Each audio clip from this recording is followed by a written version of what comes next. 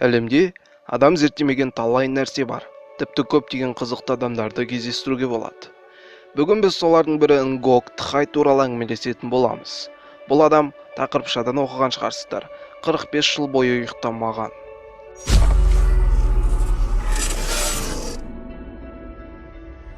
Нгок Тхай 1942 жылы шаруа отбасында туылған.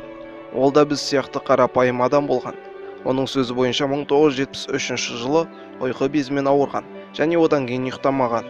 Оның ұйықтай алмауы оның өміріне еш зиян келтірмейді.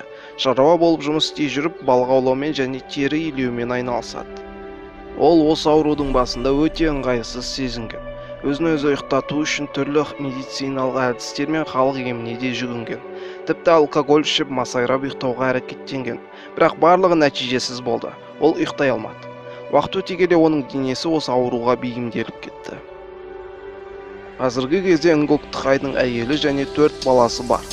Дәрігердің қарауында болғанда, дәрігерлер одан ешқандай ауру белгісін таппаған.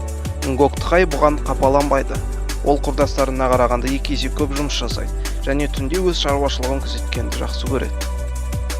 Қалыпты жағдай бойынша адам орташа есеппен 7-8 сағат ұйықтауы керек.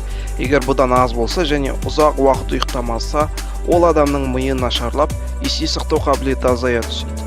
Бірақ Нгок Тхайда бәрі басқаша. Соңғы сұхбаттарының бірінде Нгок Тхай өзін сусыз өскен өсімдік ретінде сезінетінін айтқан болатын. Нгок Тхай сияқты ұйқысыздықпен әлемде қазіргі кезде 10 шақты адам ауырады. Және бір айта кетерлігі, қазіргі кезде бұның емі жоқ. Сонымен видеомыз соңына жетті. Көргендеріңізде біз ғарыштан басқа да тақырыптар туралы видео жасауды бастадық.